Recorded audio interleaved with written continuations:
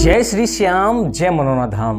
आप सभी श्याम भक्तों का स्वागत है एक नई वीडियो में, एक ताज़ा अपडेट के साथ। तो इस वाली वीडियो में उन श्याम भक्तों के लिए बहुत ही ज़्यादा महत्वपूर्ण जानकारी रहने वाली है जो श्याम भक्त जून के महीने में आना चाहते हैं या फिर जून के लास्ट में आना चाहते हैं या फिर जुलाई में आने की सोच रहे हैं या फिर टिकट बुक कर दिया या फिर करना चाहते हैं। और जो श्याम भक्त यहाँ पर पहली बार आ रहे हैं या फिर पहले भी कई बार आ चुके हैं, उनकी अर्जी अब तक स्वीकार नहीं हुई है किसी कारणवश, क्योंकि यहाँ के कुछ नियम कायदा कानून होते हैं। अगर आप उनमें से कोई भी मान लो जो नियम है उनको फॉलो नहीं कर पाओगे, उनको ठीक प्रकार से नहीं कर पाओगे, तो यहाँ पर आपकी अर्जी स्वीकार नहीं होगी।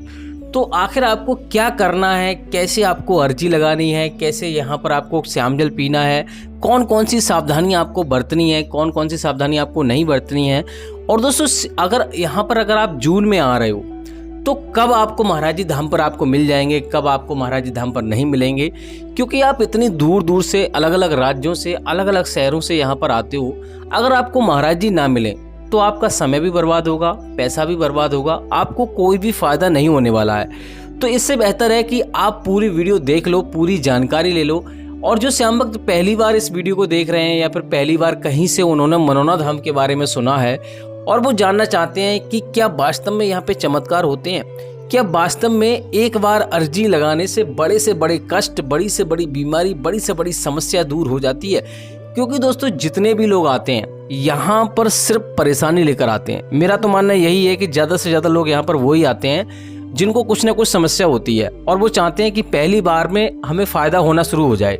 आप किसी डॉक्टर के पास जाओगे, कहीं पे भी जाओगे, तो आप ये इसी उम्मीद के साथ जाते हो कि हमें फ़ायदा मिलना चाहिए। पहली बार में भले से थोड़ा सा फ़ायदा मिले, चाहे दवाई थोड़े दिन ज़्यादा दिन चल जाए, उससे कोई दिक्कत वाली बात नहीं है, पैसा खर्च हो जाए उससे कोई दिक्कत वाली बात नहीं है, लेकिन फ़ायदा मिलना चाहिए। लेकिन दोस्तों यहाँ पर आपको इस वीडियो में मेरा उद्देश्य यही है कि आपका पैसा भी खर्च ना हो, आपको सही जानकारी मिले और यहाँ पर आपको फ़ायदा भी पहली बार में मिल जाए।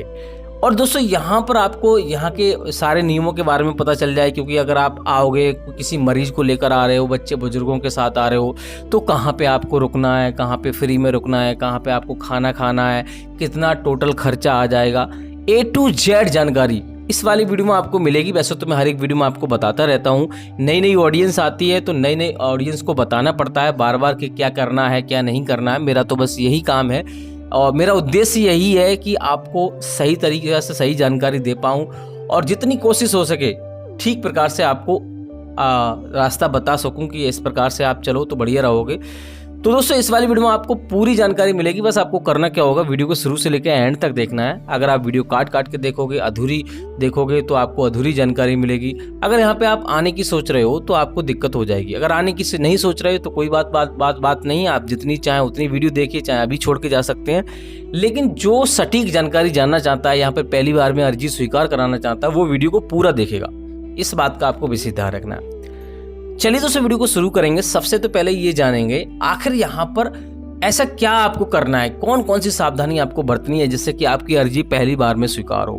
पहला तो यही काम होता है और हर किसी की इच्छा यही रहती है कि अर्जी पहली बार में स्वीकार हो, पहली बार में यानी कि इच्छा पूरी हो, भले से थोड़ी सी हो, लेकिन स्टार्टिंग शुरू से हो जानी चाहिए। देखो दोस्तों अगर आप यहाँ पे आ रहे हो तो आपको एक बात का विशेष ध्यान रखना है। सबसे पहले आपको जो सही जानकारी है वो मैं आपको बताना चाहता हूँ। अगर आप कहीं पे डॉक्टरी इलाज करा रहे हैं या कुछ भी दवाई गोली चल रही है तो आपको सारा कुछ छोड़ छाड़ कर यहाँ पे नहीं आना, क्योंकि दोस्तों कहीं पे आप जा रहे हो तो ज़रूरी नहीं है कि आपको पहली बार में आपकी अर्जी स्वीकार हो जाए और पहली बार में आपको फ़ायदा हो जाए। हो सकता है आपसे कोई गलती हो जाए, आप नियमों का पालन ना कर पाओ जिसके चलते हुए आपको फ़ायदा ना मिले। हो सकता है आपका मरीज़ ज़्यादा गंभीर हो, यहाँ आकर हालत और बिगड़ जाए, फिर आप ये कहोगे कि भैया नहीं हम मनोना धाम गए और हालत बिगड़ गई। देखो इस कलयुग में, अभी कलयुग चल रहा है, इस बात को समझ लो अच्छी तरह से कि कलयुग चल रहा है। इसमें कोई देवी देवता प्रत्यक्ष रूप से, साक्षात रूप से आपकी मदद नहीं कर सकता। आप भले से कितनी पूजा पाठ कर लो, कुछ भी कर लो, लेकिन हाँ इनडायरेक्टली, यानी कि आपको किसी के द्वारा, भले से कोई चाहे डॉक्टर आधार बने या महाराज जी आधार बने, यानी कि कोई ना कोई आधार बनेगा, उसके जरिए आपको फायदा मिलेगा। हाँ फायदा जरूर मिलेगा, 100% चमत्कार होंगे, सारा कुछ होगा, लेकिन इस चीज को समझ लो आप कि आपको डॉक्टरी इलाज क्यों बंद नहीं करना है। देखो आप महाराज जी के पास अगर जाओगे तो महाराज जी यहाँ पे आधार बने हुए हैं, और कहीं पे आप डॉक्टरी इलाज करा रहे हो तो पहले आपकी दवाई काम नहीं कर रही है, और जैसे ही आपने श्याम जल यहाँ से पीना चालू किया, क्योंकि यहाँ पे कोई डॉक्टरी इलाज नहीं होता, यहाँ पे सिर्फ श्याम जल पिलाया जाता है, उसी से यहाँ पर बड़े से बड़े चमत्कार होते हैं, उसी से कल्याण हो जाता है। आपको ये तो है नहीं कि आपकी आंखों के सामने चमत्कार हो। हाँ, फायदा आपको मिलना चाहिए, बस यही चाहते हैं आप कमेंट करके बताना कि आप यही तो चाहते हैं कि आपको फ़ायदा मिले। तो वो ज़रूरी नहीं है कि यहाँ पर कोई शक्ति आकर आपको वरदान दे जाएगी, ये कर जाएगी, वो कर जाएगी, ऐसा कुछ भी नहीं है। हो सकता है महाराज जी आपको आशीर्वाद दें, छुए, और घर पे श्याम जल आप पिए, उसी से आपको फ़ायदा मिलने लगे। हो सकता है आपने डॉक्टरी इलाज कहीं से करा रहे हैं और मान लो आपको फ़ायदा पहले से नहीं मिल रहा है, जैसे ही आपने यहाँ से श्याम जल पीना चालू किया, वहाँ से आपको फ़ायदा मिलना चालू हो जाए। क्योंकि दोस्तों अगर ऐसे ही यहाँ पे चमत्कार होने लगेंगे तो सब लोग डॉक्टरी इलाज छोड़ छाड़ के सब यहाँ पे भागे चले जाएंगे। क्योंकि दोस्तों डॉक्टर भी एक भगवान होते हैं, और डॉक्टर ऐसे नहीं है कि यहाँ अगर सब कुछ बंद हो जाएगा तो सब यहाँ पे आ जाएंगे, लोग सब मनोना धाम ही आ जाएंगे। तो ये प्रकृति ने कुछ नियम बनाया है, और खाटू श्याम भगवान ईश्वर ने ये नियम बनाया है कि सारा संतुलन बना रहे। अगर ऐसा हो जाएगा तो संतुलन बिगड़ जाएगा ना, सब लोग यहीं भागे आ जाएंगे और सब कुछ बिगड़ जाएगा, प्रकृति का जो संतुलन है वो बिगड़ जाएगा। क्योंकि डॉक्टरों भी ज़रूरी है, सारी चीज़ चाहिए, ज़रूरी है। क्योंकि पहले भी वैद्य हुआ करते थे, अभी ज़रूरी नहीं है कि अभी डॉक्टर हो गए, पहले भी वैद्य हुआ करते थे, सारा कुछ पहले भी था। और आपने शायद कहानी भी सुनी होगी, एक वैद्य था जो अपने लड़के को नहीं बचा पाया, उसने फिर उसके बाद वो अपनी सारी दवाई गोली इकट्ठी करके चला गया कि फिर वो जब मैं अपने बच्चे को ही नहीं बचा पाया तो मेरा क्या फ़ायदा वैद्य का। तो उन्होंने बताया, भगवान स्वयं प्रकट हुए, उन्होंने कहा ऐसा आपको नहीं करना है, आपको मदद करनी है, ये सारी चीज़ें चलती रहती हैं। आपने जो दवाई खिलाई थी वो तो मेरे हाथ में इसके अंदर गई ही नहीं, तो दवाई औषधि का कोई भी यहाँ पे मेन रोल नहीं है। यहाँ पर रोल है कि अगर आपके साथ पुण्य है और जो लिखा है वो आपको होना है। हाँ, आप ऐसा कर सकते हो। देखो कोई भी आपने अपने जीवन में छोटे मोटे पाप किए हैं, ऐसा तो कोई व्यक्ति नहीं है जिससे छोटे मोटे अनजाने में पाप ना हो।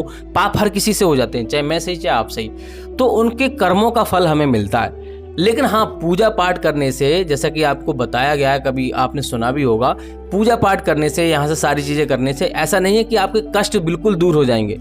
उसे सहन शक्ति, यानी कि उसे सहन करने की शक्ति बढ़ जाएगी। और अगर आपने ज़्यादा सच्चे मन से अर्जी लगाई, सारे काम किया, तो आपको उससे निवारण भी मिलेगा। ऐसा नहीं है कि आपको वहाँ छुटकारा नहीं मिलेगा, छुटकारा जरूर मिलेगा, लेकिन धीरे धीरे मिलेगा।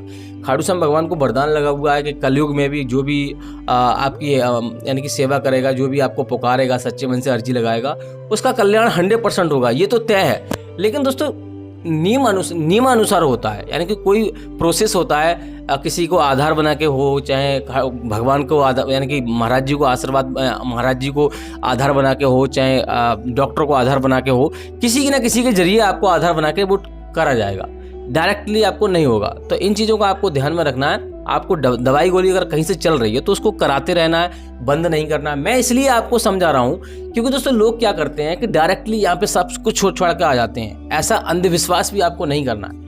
मैं ये नहीं कह रहा है कि आप खाटू श्याम भगवान में विश्वास ना करो, पूर्ण विश्वास रखना चाहिए, मुझे भी विश्वास है। और जो विश्वास नहीं रखता उसके साथ चमत्कार होते भी नहीं है, इस बात का भी आपको विशेष ध्यान रखना है। पूर्ण विश्वास, पूर्ण आस्था के साथ आपको यहाँ पे आना होता है। अब दोस्तों बात करेंगे कि यहाँ पर आपको पहली गलती आपको क्या नहीं करनी चाहिए, क्योंकि सबसे बड़ी बात यह है कि यहाँ पर आपको अगर सावधानी आपने बरते, नियम अगर आपने फॉलो किए तो आपको 100% फायदा होगा। तो यहाँ अगर आप मीट मछली खाते हैं, आपके परिवार में कोई भी A to Z कोई भी खाता है तो उसको छोड़ना पड़ेगा। यहाँ तक कि आपके घर का पालतू कुत्ता भी अगर मीट मछली खाता है तो भी आपको छोड़ना पड़ेगा, क्योंकि दूसरे का मीट या मांस खाकर आप या अपनी जीव का स्वाद लेने के खातिर सिर्फ आप ये काम कर रहे हो, तो ये बहुत ही गलत है। आप सबसे बड़ा पाप कर रहे हो, तो ये चीज़ आपको नहीं करनी है। दूसरी बात ये है कि यहाँ पर आपको सच्चे मन से आपको आना है, पूर्ण विश्वास है तभी आपको आना, अगर विश्वास नहीं है तो आपको आना नहीं है। अब दोस्तों बात करते हैं आखिर ये धाम पड़ता कहाँ पर है। सबसे पहले आपको आना कहाँ कैसे है। देखो दोस्तों, ये धाम उत्तर प्रदेश राज्य के बरेली जिला में पड़ता है। गांव का नाम है मनोना और जिले का नाम है बरेली और तहसील का नाम है आंवला। तो कहीं से भी आप आ रहे हो, जिस भी राज्य से आ रहे हो, सबसे पहले आपको बरेली आना होता है। बरेली से सीधा आपको आंवला आना होता है। चाहे ट्रेन से आइए, चाहे रोडवेज बस से आइए। लोकल ट्रेन चलती है, इसका किराया 20 रुपये का रहता है। रोडवेज बस का किराया लगभग 80 से 90 रुपये का रहता है। टैक्सी करके भी आप आ सकते हो, कोई दिक्कत वाली बात नहीं है। 500-600 रुपये में आपको टैक्सी मिल जाएगी। सबसे पहले आपको आंवला आना है। आंवला से किसी भी से मालूम करोगे भैया हमें मनोना धाम जाना है, तो आपसे ऑटो ई रिक्शा आपको मिल जाएंगे, 10 से 20 रुपये में आपको छोड़ देंगे। अब दोस्तों बात करेंगे कि आखिर मनोना धाम पर आपको क्या करना होता है, कैसे आपके साथ चमत्कार होते हैं। देखो दोस्तों, यहाँ पे आपको कुछ नहीं करना होता है। यहाँ पे आपको महाराज जी की लाइन में आपको लगना होता है। महाराज जी की लाइन अलग लगती है, मंदिर की लाइन अलग लगती है और टोकन वाली लाइन अलग लगती है। बहुत सारे भैया क्या करते हैं, ऑनलाइन टोकन के बारे में जानने की कोशिश करते हैं कि हमें ऑनलाइन टोकन मिल जाए। क्योंकि दोस्तों यहाँ पर एक बड़ी समस्या ये आती है कि जब महाराज जी बैठते हैं तो इतनी लंबी लंबी कतारें लग जाती हैं, कभी कभी 14-14 घंटे, कभी कभी 15-15 घंटे लाइन में लगना पड़ता है, तब जाके नंबर आता है। तो यहाँ पर लोग तो सोचते हैं कि हमें टोकन मिल जाता है, टोकन, क्योंकि दोस्तों VIP टोकन जिन लोगों को मिल जाता है उन्हें 10 से 15 मिनट में नंबर आ जाता है। और वैसे लगभग 2-3 दिन लग जाते हैं लाइन में लगे हुए, तब जाके नंबर आता है। तो टोकन आपको ऑनलाइन लेना चाहिए, नहीं लेना चाहिए, ये चीज़ सबसे बड़ी बात ये है। तो मैं आपको यही सलाह दूंगा कि आपको ऑनलाइन टोकन नहीं लेना है, ऑनलाइन अर्जी नहीं लगानी है, ऑनलाइन श्यामजल नहीं मंगाना है, कोई भी काम ऑनलाइन नहीं करना है, ऑनलाइन किसी को पैसे भी नहीं देना है। मेरा उद्देश्य यही रहता है वीडियो बनाने का कि आपका पैसा व्यर्थ खर्च ना हो, क्योंकि आपने जो पैसा कमाया है वो बहुत ही ज़्यादा मेहनत करके कमाया है, और उसको यानी कि काम में लाओ, व्यर्थ किसी फालतू लोगों को यानी कि जो ठगी होते हैं उनको ना दो।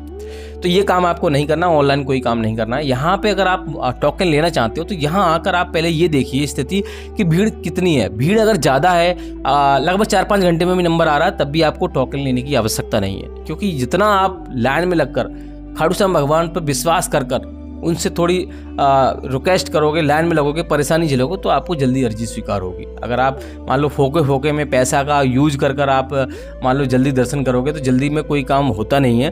और जो शॉर्टकट अपनाता है उसको कोई फ़ायदा नहीं मिलता, उसको लॉन्ग कट ही मिलता है, उसको और ज़्यादा दिन में उसकी अर्जी स्वीकार होती है। इन बातों का आपको ध्यान रखना है।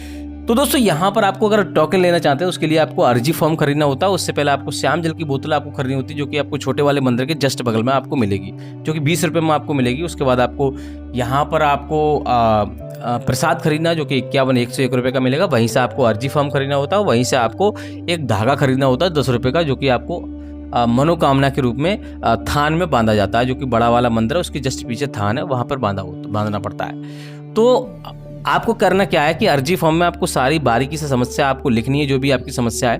उसके बाद आपको करना क्या है, आपको टोकन वाली लाइन में वो लग जाना है। कभी कभी ये लाइन सोलर प्लांट की तरफ लगती है, कभी कभी यहाँ पे महाराज जी की लाइन लगती है, वहीं पे लाइन लगती है। तो आपको देख लेना है, पूछ लेना है, क्योंकि ये चेंज होती रहती है। क्योंकि अभी यहाँ पे मंदिर बन रहा है ना, तो जगह जहाँ पे कम हो जाती है तो दूसरी जगह शिफ्ट कर देते हैं, तो जगह चेंज होती रहती है। तो आपको वहाँ पर आपको करना क्या है, आपको उस अर्जी फॉर्म पे आपको मोहर लगा के दी जाएगी और 60 रुपये उसमें रखने होते हैं, 1 रुपये रखा हुआ होता है। टोटल अर्जी 61 रुपये की लगती है। तो 61 रुपये में आपको टोकन मिल जाएगा, लेकिन ऑनलाइन 21 रुपये का चार्ज लगेगा।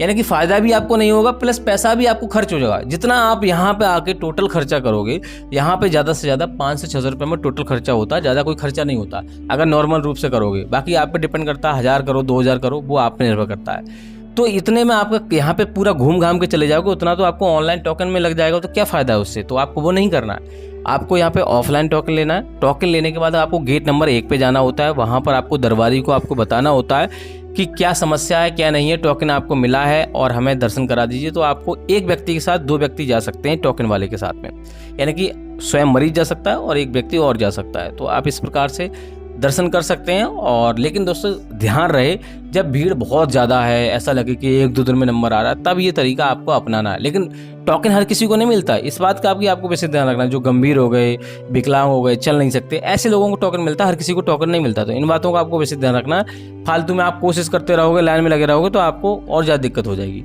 और हाँ, एक बात का और विशेष ध्यान रखना है, आपको मंदिर के दर्शन हर एक बार करने चाहिए, भले से ही आप कितनी भी बार यहाँ पे आ रहे हैं, मंदिर के दर्शन जरूर करने हैं। क्योंकि दोस्तों जो भी कार्य हो रहे हैं खाटू श्याम भगवान की कृपा से हो रहे हैं, ना कि महाराज जी की। महाराज जी तो सिर्फ आधार बने हुए हैं, वो स्वयं इस बात को कहते भी हैं और ये सत्य भी है। तो आपको मंदिर के दर्शन जरूर करने हैं। बहुत सारे भैया क्या करते हैं, यहाँ पे सिर्फ श्याम जल लेके चले जाते हैं, महाराज जी से मिलकर चले जाते हैं और मंदिर के दर्शन नहीं करते।